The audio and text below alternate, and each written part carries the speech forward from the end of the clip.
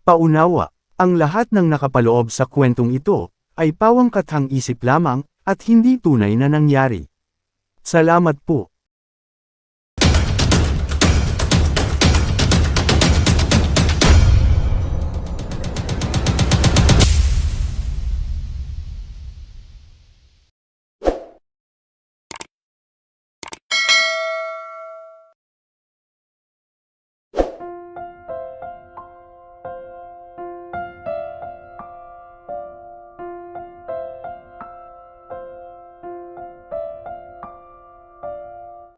Ma, parang awa mo na. Ayoko magpakasal sa kanya. Please, ma. Nakikiusap ako sa'yo. Wika ni Marie sa ina na tila bingi sa pakiusap niya. Hindi ito makatingin ng diretso sa kanya. Lumapit ang may katandaang lalaki sa kanya at pilit na hinihila siya palapit dito. Pumigla siya at patakbong lumapit sa ina at nakiusap ulit. Hinawakan na niya ang braso ng ina at paluhod na nagmakaawa. Ma, please. Gagawin ko ang lahat. Huwag mo lang ako ibigay sa kanya. Umiiyak niyang wika. Sa halip na pakinggan, ay iwinaksin nito ang kanyang kamay. Kaya napaupo siya sa harapan nito. Tumingin ito sa kanya. Tingin na para bang hindi siya nito anak. At anong gagawin mo, ha? Magtatrabaho sa pipitsuging kainan? Sa palagay mo, mababayaran ang kakarampot mong sahod na bang utang at bayarin dito sa bahay? Mag-isip ka nga, Maris. Ito na lang ang pag-asa natin. Pag-asa makakaahon sa lahat yung buhay na ito. Kasalanan kasi ng ama mo. Ama mong magaling. Kaya ikaw magbayad nun. Sapat na pinalaki kita. Kaya oras naman na ikaw magtrabaho para sa akin. At saka, hindi mo kailangang magtrabaho, Maris. Ang gagawin mo lang ay pakasalan si Don Roberto. Yun lang. Yun lang ang gagawin mo. At hindi lang gusto ko mabibili mo, pati na rin lahat ng gusto mo. Kaya mag-isip ka. Huwag kang bobo dyan. May pagduro pa ang kanyang ina sa kanya. At doon niya napagtanto na talagang hindi siya mahal ng ina. Sa pagkabata, wala siyang ibang naramdaman para dito kundi ang galit na laging isinisisa sa kanya ang lahat ng problema dumadating sa kanila. Hindi niya kasalanan kung bakit iniwan sila ng daddy nila. Pero siya palagi nakikita ng ina kung bakit daw ito naghirap at nakaramdam ng hirap hanggang ngayon. Kaya heto siya ngayon. Ibinebenta sa isang matandang lalaki para lang magkapera ito. Hindi niya lubos maisip na kayang gawin iyon ng sariling ina kahit galit na galit ito sa kanya. Pumiglas ulit siya nang muling hawakan siya ng matandang lalaki. Nangingilabot siya sa paraan ng paghaplos nito sa balikat niya. Daig pa nitong manyakas na matagal nang hindi nakakita at nakakahawak sa isang babae. Nakangisi ito nang masulyapan niya ang ngising-ngising mukha nito. Gusto niyang masukan ng sandaling iyon sa mga pinagagawa nito sa kanya. Iniiwas niya ang mukha nang lumapit ang mukha nito sa kanya. At tila nagalit ito sa pag-iwas niyang iyon. Kaya hinagip nito ang mukha niya at mariing iniharap siya nito. Nasaktan siya sa pagkakahawak nito sa baba niya.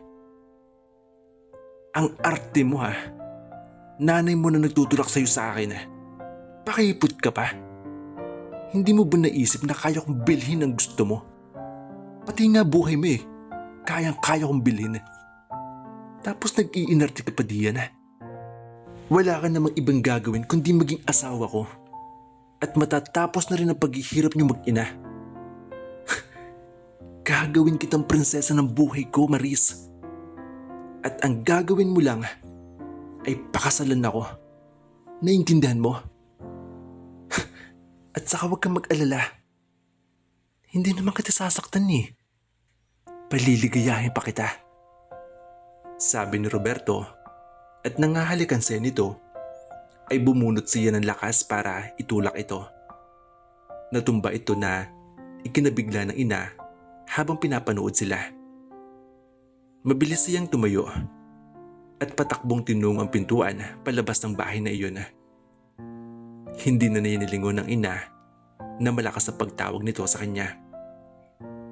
Lakad takbo ang ginawa niya at kahit walang suot sa paa ay hindi niya ininda ang sakit na nararamdaman niya ng oras na iyon.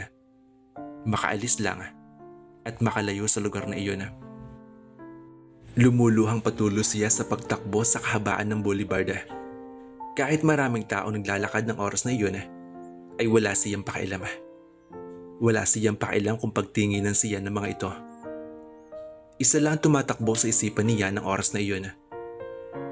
Kung hindi siya mahal ng sariling ina, sino pa ang magmamahal sa kanya? Siguro tama ang kanyang ina. Palaging sinasabi nito sa kanya na hindi sapat ang pagmamahal lang at kailangan may pera din para maramdaman mo ang sarap ng buhay.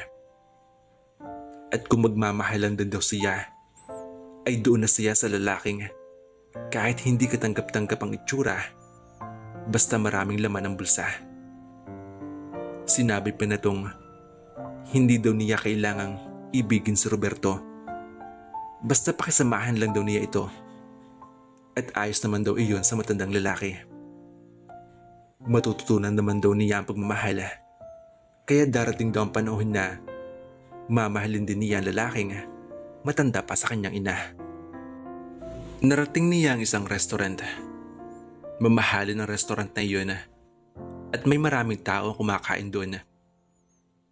Papasok sana siya nang may nakabanggaan siyang lalaki. Munti ka nang matapon ang dala nitong pagkain. Ano ka ba? Hindi ka ba marunong tumingin sa nadaanan mo? Bulyaw niya sa lalaki. Pinagmasdan niya ito.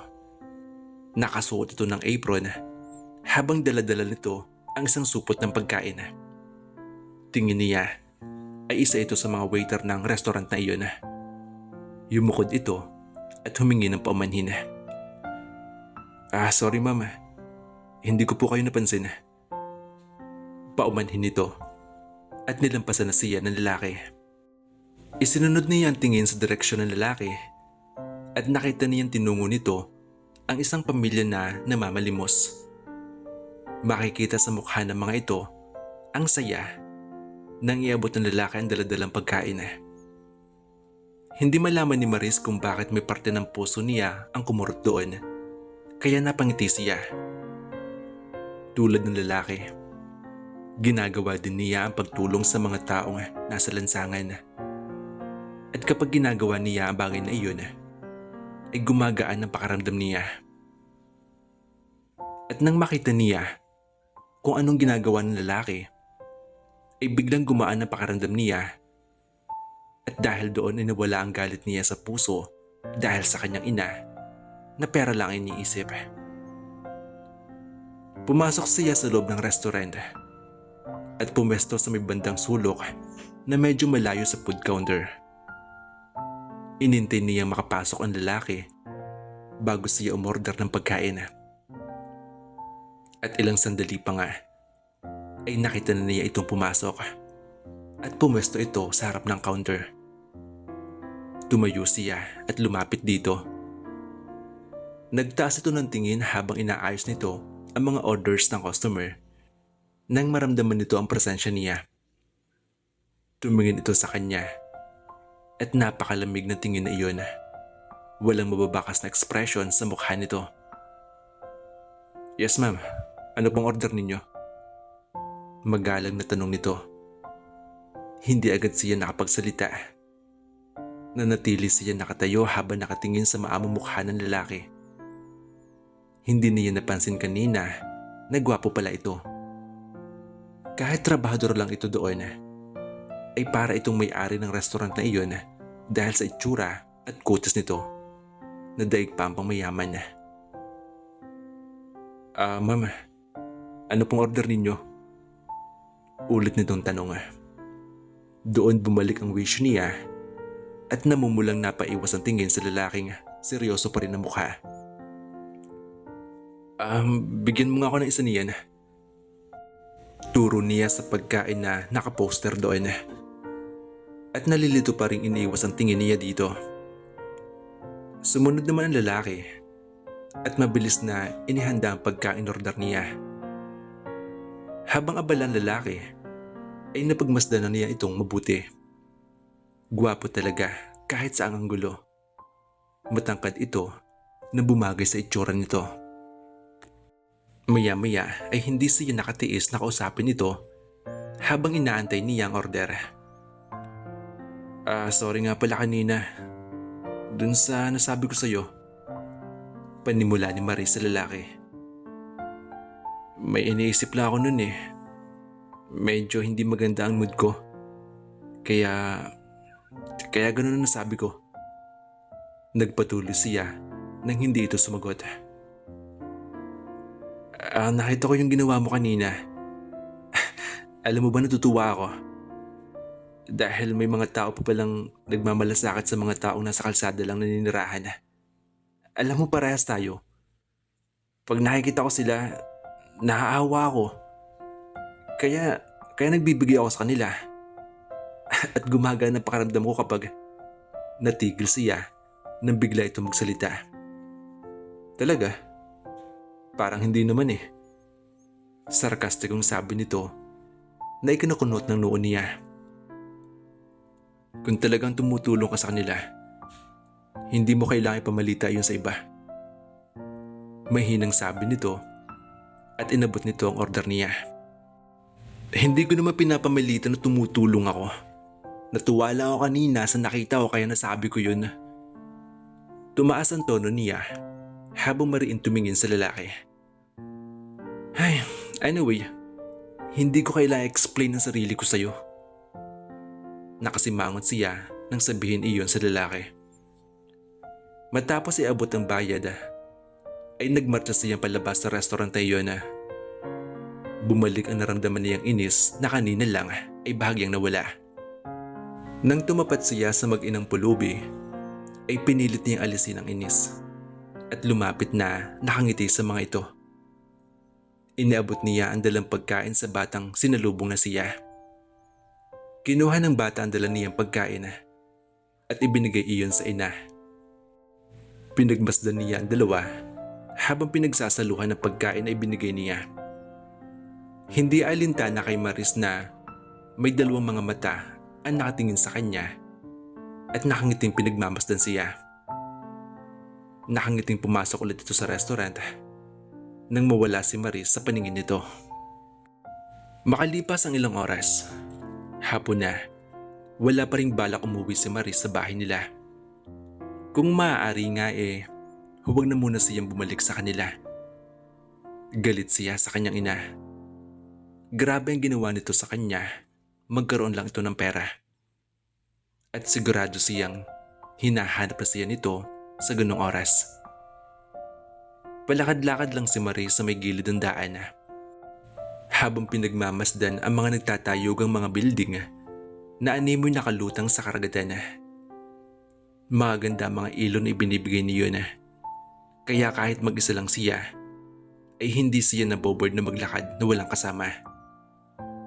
Sa paglalakad niya, nadaanan niya ang isang grupo ng matatandang pulubi. May ilang mga bata ring naglalaro malapit sa mga ito. Napangiti siya at lumapit sa mga ito. Dahil nga halos araw-araw niyang ang gawin na pagbibigay na kung ano-ano sa mga ito, ay nakilala siya ng mga ito. Kumaway ang mga ito nang papalapit siya doon. Kumusta na po kayo? Masayang tanong niya sa mga ito. Nakiupo siya doon para mapagkwentuhan. Ito anak, kahit mahirap, masaya pa rin lumalaban sa buhay. At alam naming hindi kami pababayaan ng Diyos. Masayang sagot ni Aling Marta, ang pinakamatanda sa mga iyon. Ito rin ang unang pulubi na natulungan niya na muntikan na ito mabundol na lumaragas ang kotse noon. Kung hindi mabilis ang kilos niya, ay baka napuruhan na ang matanda. Malaki ang pasasalamat nito sa kanya noon at kaya pamula ngayon ay hindi siya nito nakakalimutan. Maging ang mga kasama nito ay itinuring siyang hero at kaibigan. Ilang beses din siyang pinapagalitan ng kanyang ina na kapag sumasama siya sa mga ito. Ngunit malapit talaga ang loob niya sa mga ito, kaya walang nagawa ang galit ng ina sa kanya. Pinilit niyang kalimutan ang nangyari habang kasama niya sina Aling Marta. Ewan ba niya, kapag kasi kasama niya ang mga ito, nawawala ang mga isipin niya. Makalipas ang ilang oras sa pakapagkwentuhan niya sa mga ito, ay napagpasyahan niya magpaalam na. At ilang hakbang pa lang ang layo niya sa mga ito, ay nakasalubong siya ng isang pamilyar na lalaki. Iiwas sana siya nang sinadyang humarang ito sa kanyang daraanan. Tumingin siya dito at tinaasan ito ng kilay. Pero nakangiti lang na nakatitig ito sa kanya. Iniiwas niya ang tingin dito. "Hay, pumupunta ka rin pala dito," sabi nito. Humalikip-kip siya at hindi niya pinansin ito. Alam niya nakatingin pa rin ito sa kanya. Kaya namumula na ang mukha niya ng oras na iyon. Naramdaman niya lumampas ito sa kanya. Sinundan niya ito ng tingin. May inabot ito kina Aling Marta, kaya ganun na lang ang tuwa ng mga ito. Humaplos na naman sa puso niya nang makita ang eksenang iyon. Pinagmasdan niya mga ito na masayang nagbabatian. Kita na maris ang saya sa mukha ng lalaki habang kausap nito ang matatandang pulubi. Maya-maya ay biglang itong tumingin sa kanya, kaya iniiwas din agad niya ang tingin dito. Naramdaman niya ang paglapit nito sa kanya. Alam mo, katulad mo, gumagaan din ang pakaramdam ko kapag nakakausap ko sila. Wala ano-ano, sabi nito. Tumingin siya dito. Maaninag sa mga mata nito ang kislap na nagsasabi ito ng totoo. Napabuntong hininga siya at dahan-dahang ngumiti. Matagal na ako pumupunta dito pero parang ngayon lang ito napansin. Maya-maya itanong niya sa lalaki. Ngumiti naman ito sa kanya. Sumabay na ito sa paglalakad sa kanya. Baka nagkita na tayo. Siguro hindi lang natin napapansin ang isa't isa. Mahinang sagot nito sa kanya. Nagkipit balikat lang siya dito. Tuwing linggo, nagluluto ako para sa kanila. Maya-maya ay sabi nito. Napatingin siya dito. Di sa darating na linggo magluluto ka. Tumingin siya dito. Na-excite siya dahil ngayon lang siya nakatagpo ng isang tao na may puso sa mga pulubi. Gusto niya magpresenta na tumulong pero nahihiya siya. Hindi pa naman sila gaano magkakilala. Pero nag-aantay siyang i-invite nito. Oo. Meron. Kung gusto mo pwede kang sumama. Napangiti siya sa narinig. Talaga? Ngiting paninigurado niya. Napangiti ito sa ekspresyon niya. Oo. So, paano? Magkita na lang tayo sa restaurant, mga 6 p.m. Sa restaurant?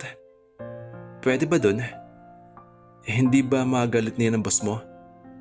O baka kasama natin siya? Sunod-sunod niyang tanong. Ngumiti ulit ito sa kanya. Huwag kang mag-alala, ako ang bahala.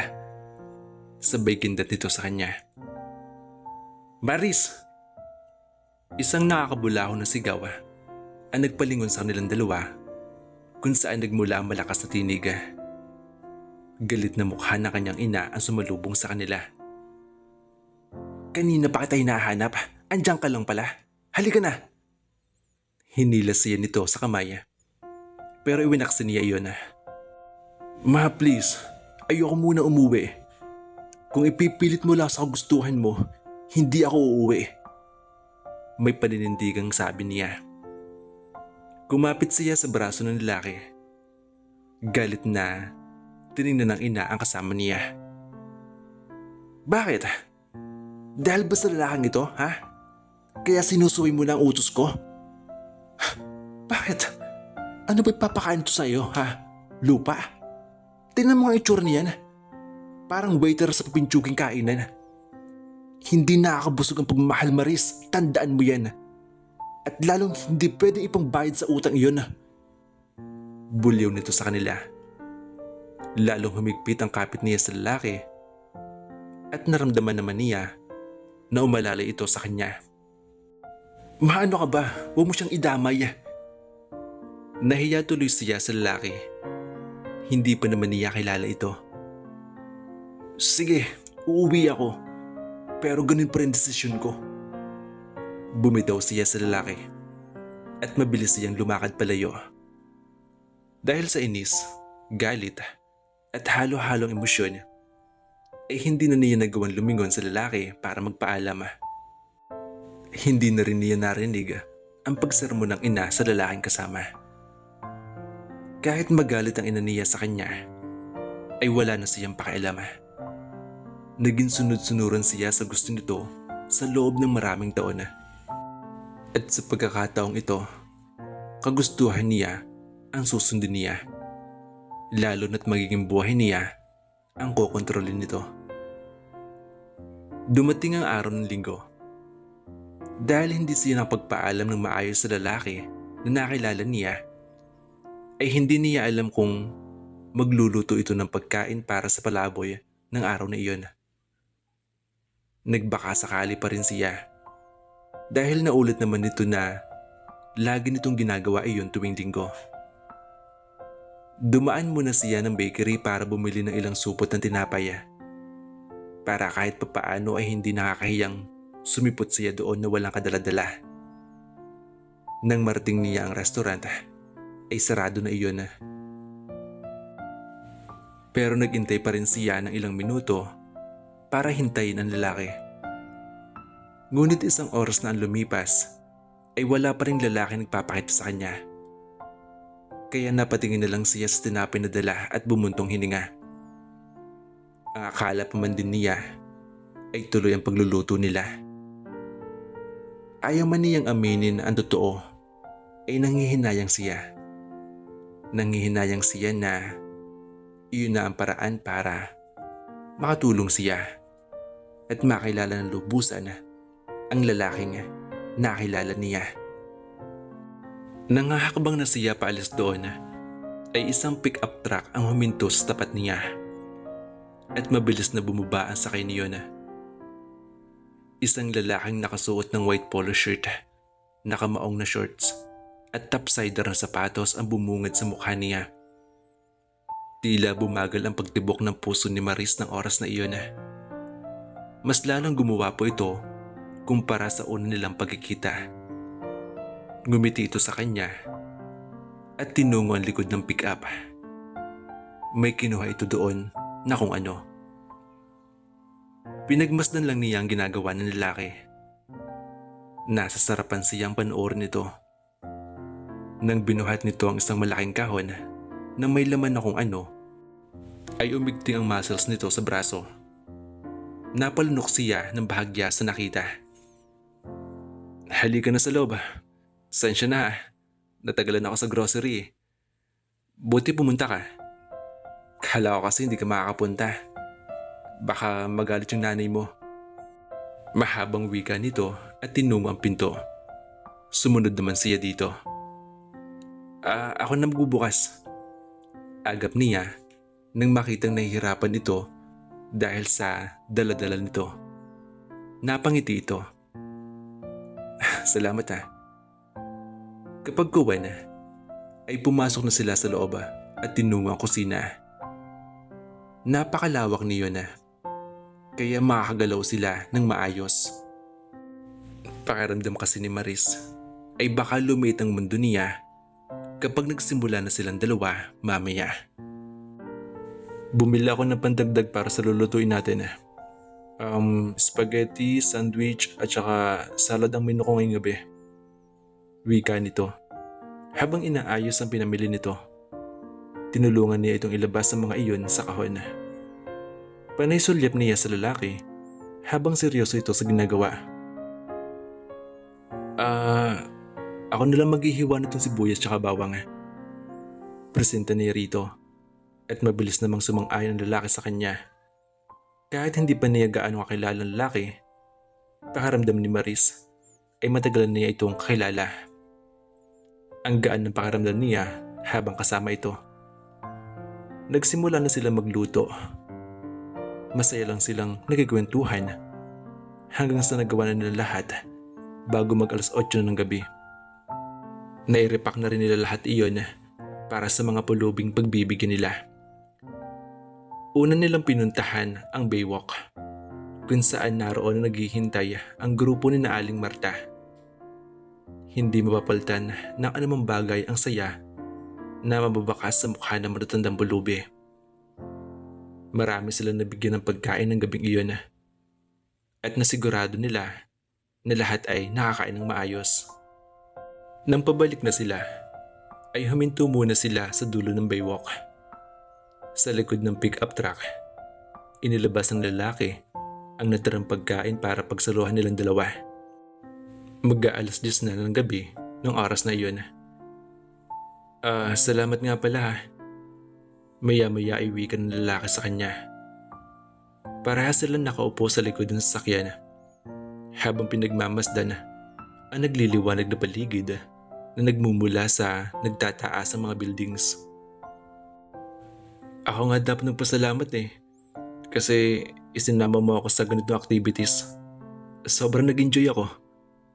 Nakangiting wika ni Maris. Hindi ko pa nga pala nasabi sa iyo ang name ko, no?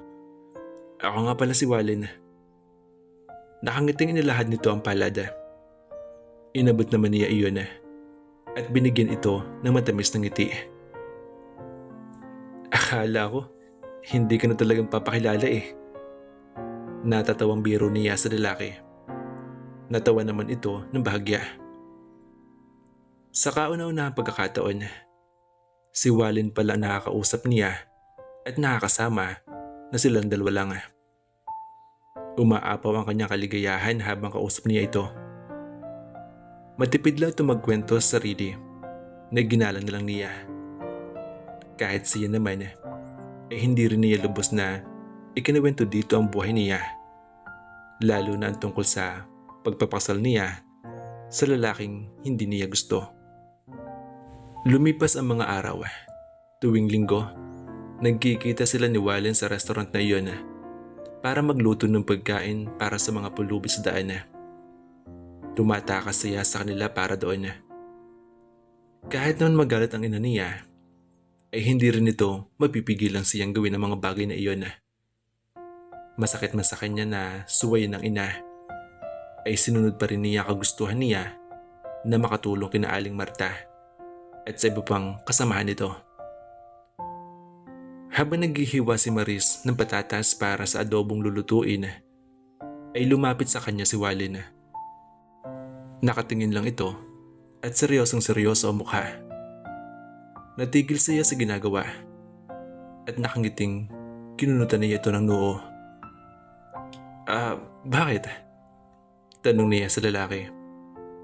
Pero seryoso pa rin ito na mababakas sa mukha nito na parang may gusto itong sabihin. Wala ano-ano ay bigla siya hinalikan ni Wallen sa mga labi. Nagulat siya, kaya naitulak niya ito at nasampal. Kahit ito ay nagulat sa ginawa niya. Maris, sorry. Akala ko kasi, naguluhan ako. I'm sorry. Paumanhin nito sa kanya. Sobrang kabado ni Maris na sandaling iyon. Pakaramdam nga niya ay hindi si Wallen ang lalaking kasama niya ng oras na iyon. First time niya na may humalik sa kanya at hindi niya nagustuhan ang paraan nito. Biglang pumasok sa isipan niya ang matandang lalaki na gusto siyang halikan noon. Mabilis nag-iba ang mood niya. Lumabas siya ng kusina at dire-diretsyong lumabas ng restaurant na iyon. At doon na nga siya tuluyang humagulgol. Bumalik ang lahat ng sakit sa dibdib niya. Sakit na ayaw niyang maramdaman pa. I'm sorry. Mahinang wika ni Wallen sa kanya. Kita niya rito ang pagsasisi sa nagawa. Ihatid mo na ako, please. Umiiyak na sabi niya sa lalaki. Tumangulang ito at sumunod sa kanya. Nang marating nila ang bahay niya, ay hindi na hinintay ni Maris na makapagsalita si Wallen na agad na bubasi ang sasakyan nito at pumasok sa loob ng bahay nila. Pamula noon, hindi na siya pumunta sa restaurant para tumulong sa pagluluto sa lalaki. Kahit ang nanay niya ay nagtataka na bakit daw hindi siya tumatakas paglinggo sa kanila. Naglib din siya sa trabaho ng 1 linggo at magdamag lang siyang nagmumukmuk doon. Iniisip pa rin niya ang nangyari sa kanila ni Wallen. At sa loob ng 1 linggong iyon ay araw-araw siya nakakatanggap ng bulaklak mula sa lalaki. Kalakip niyon ang isang sulat na nagsosorry ito. Sa loob ng 1 linggong iyon ay halos mapuno na ang kwarto niya ng bulaklak. Kinabukasan araw ng linggo, maaga si Maris para gumising upang magluto ng sopas para kina Aling Marta. Naisipan niyang magluto. Naisipan niyang umalis para naman may magawa siya. Naabutan niya nagkakape sa kusina ang ina niya. Maaga kaya ta ngayon? Tanong nito. Haba ang mga mata ay nakapako lang sa binabasa nitong dyaryo. Magluluto po ako ng sopas. Dadalhin ko po na Aling Marta. Sagot niya sa ina habang inihanda niya mga lulutuin. Ganun ba? Mabuti naman. Kaysa maghapon ka lang na nakatunganga sa kwarto mo. Nakatingin ka dyan sa mga bulaklak na pinapadala sa'yo. Napangiti siya sa narinig. Ngayon lang kasi niya itong narinig na sumang-ayon ito sa kanya. Bakit hindi mo ipakilala sa akin yung lalaking yan? Para makilala ko naman. Maya-maya ay sabi ng ina. Napahinto si Maris sa ginagawa nang marinig ang sinabing iyon. At napatingin siya sa ina. Tumingin naman ito sa kanya at pilit na ngumiti. Biglang naluha si Maris sa inasta ng ina. Magaan at masarap iyon sa pakaramdam. Hindi niya alam kung paano o bakit gano'n ang mga salita ng ina na parabang hindi siya naniniwala. Pero wala siyang pake. Basta nasa isip niya, tanggap na siya ng kanyang ina. Patakbong niyakap niya ang ina at mahigpit na niyakap. Gumanti naman ng yakap ang ina sa kanya. Ma, talaga? Hindi ka nagalit? Hindi ka nagalit na may ibang lalaki na gusto sa akin?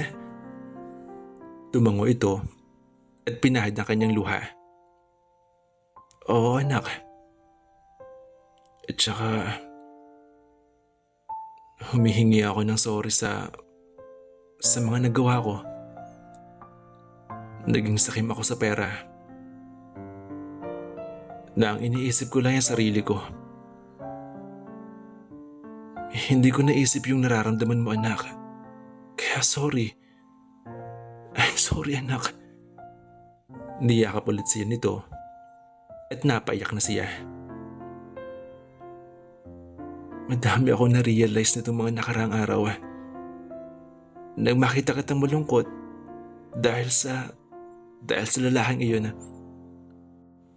At naisip ko na para saan ba yung pera? Kung hindi ka naman masaya, di ba? At na-realize ko, anak, na hindi pera ang solusyon para sumaya ka. Hindi ang pera, anak. kundi yung mga tao nagmamahal sa'yo. Kaya sorry. Sorry sa lahat ng mga nagawa ko. Matanda na ako. At ayaw kong maiwan ka sa mundong ito na may galit dyan sa puso mo. Kaya anak, patawarin mo ko. Patawarin mo si nanay. Bumitaw sa pagkakayakap ang ina sa kanya. At may inabot ito na sobre. Kunot noong kinuha niya iyon. Ano po ito? Tanong niya sa ina habang pinapahid niya ang luha. Buksan mo. Kararating lang niya kanina. Binuksan nga niya iyon at binasa. Maris, I'm sorry. Alam ko kung gaano kita nasaktan at sobra ko iyong pinagsisihan. Sobrang miss na kita. Oo nga pala. May event dito sa restaurant. Sana makapunta ka ngayon. I'm sorry ulit. Walin. Tumingin siya sa ina at bahagya itong tumango. Alam na nito ang ibig niya sabihin. Oo anak, puntahan mo na. Baka makawala pa. Natatawang biro nito at niyakap ulit niya ang ina. Sobrang saya ng puso niya ng oras na iyon. Masasabi niyang ito ang pinakamasayang araw ng buhay niya. Napakabait talaga ni Lord. Basta maniwala ka lang ay mangyayari ang pinagpipray mo dahil nakikita niya yung totoong desire ng puso mo. Mangyayari iyon sa tamang oras na itinakda niya. Nagpaalam ni si Marie sa ina at madali niyang tinungo ang restaurant na pinagtatrabahuhan ni Walin. Pagkarating niya doon ay agad siyang pumasok. Laking gulat niya nang makita ang mga pulubing tinutulungan nila noon, kabilang sina Aling Marta. Dahan-dahan si naglakad sa loob at nilingalinga niya ang paligid. Hinanap niya si Walin pero hindi niya ito makita. Ako ba ang hinahanap mo? Isang baritonong boses ang narinig niya sa kanyang likuran. Ang tinig na na-miss niya ng ilang araw. Biglang bumilis ang tibok ng puso niya. Dahan-dahan siyang tumingin sa likuran niya at ang nakangiting mukha ni Nathan ang bumungad sa kanya. Napakagwapo nito sa suot nitong long sleeve na white at black pants with black shoes. Daig pa nito ang isang CEO ng malaking kumpanya. Lumapit ito sa kanya at inabot nito ang isang rosas na hawak. Para sa'yo. Salamat nakapunta ka. Simula nito. Ang tinig nito ay hindi makikitaan ng kalungkutan. Seryoso nakatingin lang ito sa kanya. I'm sorry Marisa. Pinagsisihan ko ang lahat na nagawa ko. Sobra kita nasaktan. Sana mapatawad mo ako. Sinserong hingi nito ng patawad. Pupunta ba ako dito kung galit ako sa'yo? Mahinang sabi niya sa lalaki at pinipigilan ang mapangiti. Hindi na nito hinintay na mapagsalita siya nang yakapin siya nito ng mahigpit. Pagkatapos ay dahan-dahan siya nitong inilayo sa katawan at malamlam ang mga matang tumingin ito sa kanya. Bumaba ang tingin nito sa labi niya at nakita niyang napalunok ito. Kung bibigyan mo ba ako ng pagkakataon na mag-request ng halik sa'yo, mapagbibigyan mo ba ako? Seryosong tanong nito. Biglang may kung anong pilyang bagay ang pumasok sa kanyang isip na oras na iyon. Kaagad niyang kinabig si Nathan palapit sa mukha niya para halikan ito. Tila nagulat din ang lalaki sa ginawa niya. Pero nagpaubaya rin ito. Hiyawan at palakpakan ang maririnig sa paligid. Ilang minuto magkalapat ang kanilang mga labi. At kapag kuwan, ay bumitaw sila sa isa't isa. Bigla siyang napaisip. Teka nga pala. Hindi ba magalit ang boss mo nito sa'yo? Dinala mo silang lahat dito tapos kinuha mo yung araw na dapat. Pinutol nito ang sasabihin nang iharang nito ang daliri sa kanyang mga labi. Don't worry. Hindi ako magagalit. Mabait kaya akong boss. Napatigil siya at napakunot ang noo. Natawa ito at tumango nang malaman ang ibig niyang sabihin nang tumingin siya dito. Muli siya nitong niyakap at binigyan ng marin na halik sa kanyang mga labi. Hindi nila alintana ang mga taong malakas ang sigawan na nakapaligid sa kanila. May mga taong sadyang dumarating sa buhay natin ang hindi natin inaasahan. At may pagkakataong dumarating ito sa panahong kailangan mo ng tulong. At minsan iniisip natin na ito'y nagkataon lamang na hindi dapat bigyan ng katanungan. Ngunit, ang lahat ng bagay na nangyayari ay may dahilan. Hindi aksidenteng may nakilala ka. Dahil ibinigay iyon ni Lord sa atin para tulungan ka sa panahong hindi mo na kaya. Maraming salamat po sa patuloy niyong pagsuporta sa Ace TV. At sana, suportahan niyo po ulit ang mga bagong kwentong ibabahagi namin sa inyo. Muli, maraming salamat po. At hanggang dito na lang ang kwentong ito. Hanggang sa muli, kaibigan.